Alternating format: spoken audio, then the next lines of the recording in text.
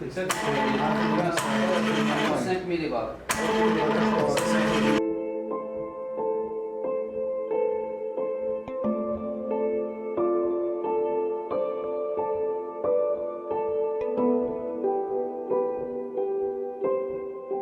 مراد محمد بن عثمان دكتور en génie biomédical. رحنا اليوم هنا par l'appel de la GATEC et en collaboration avec le CDTA et aussi l'université de Tymoshensk. Nous sommes ici aujourd'hui pour développer un respirateur artificiel vu la situation d'urgence que connaît notre pays et vu que le nombre de respirateurs artificiels sera en manque lorsque la vague de l'épidémie sera à son pic en Algérie.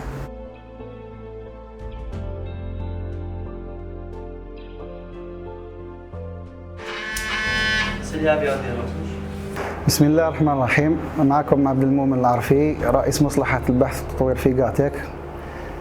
جاتك هي شركة مختصة في الكهرباء عموما في الجيني إلكتريك، وعندنا فرع التطوير، وهذا فرع التطوير يتكون ب5 فروع: فرع في الميكانيك، وفرع في الإلكترونيك المحمولة، وفرع في الإعلام الآلي. وتعاوننا مع CDTA ومع جامعة عين تيموشنت فجو مختصين في البيوميديكال، وتعاوننا حتى مع مختصين في البلاد مختصين في الريانيماسيون في الإنعاش، فادونا بزاف باش يعني اجتمعنا جميعا باش نحققوا هذا الجهاز، هذا تصميم الجهاز، يعني حتى باش نكونوا في الصورة اللي حيعاون هذول الناس اللي وقعوا في الكورونا، اللي وقعوا في اضطراب تنفسي، يعني حيعاونهم بزاف.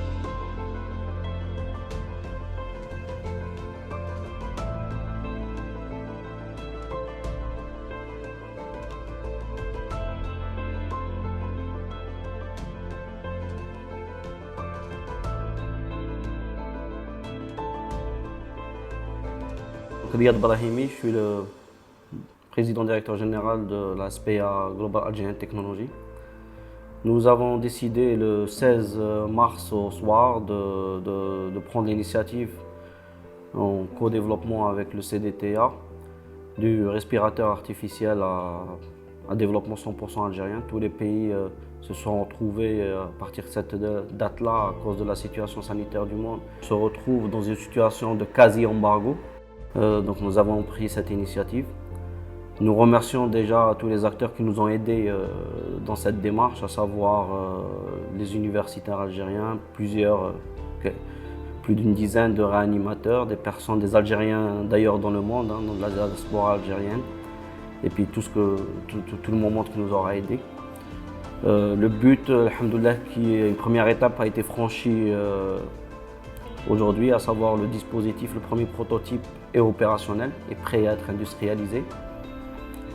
C'est un prototype qui aujourd'hui ne réunit pas, bien évidemment, tout ce qu'un modèle commercial contiendrait, mais qui obéit à cette situation, à la situation dans laquelle nous nous retrouvons aujourd'hui, et qui permettra de gérer des cas d'urgence, des cas un peu moins urgent, et puis il ira au-delà, il permettra même d'aller gérer des personnes qui sont en réanimation. C'est un modèle à volume contrôlé avec 2 modes opératoires, Total Volume Control et VAC, Assisted Control Volume. Les médecins réanimateurs agiront comme sur un modèle classique commercial sur les mêmes paramètres, à savoir le temps plateau, la fréquence, le temps d'insufflation, le FiO2, etc. La deuxième étape qui débutera Inch'Allah dès demain, ce sera la validation de nos travaux par les organismes sanitaires. Et puis tout de suite après, passer à l'industrialisation. Donc je remercie déjà le Forum des chefs d'entreprise pour son engagement et son rôle de coordination. Dans la commission d'ailleurs que je préside au sein du Forum Recherche et Développement et Université, nous allons tout de suite entamer une démarche de mobilisation de la totalité de nos membres. Plusieurs se sont d'ores et déjà manifestés avec le soutien de l'État et des organismes de notre chère patrie pour que rapidement nous puissions délivrer des respirateurs d'une façon complètement gratuite à nos hôpitaux, aux patients algériens et aux Algériens d'une façon générale.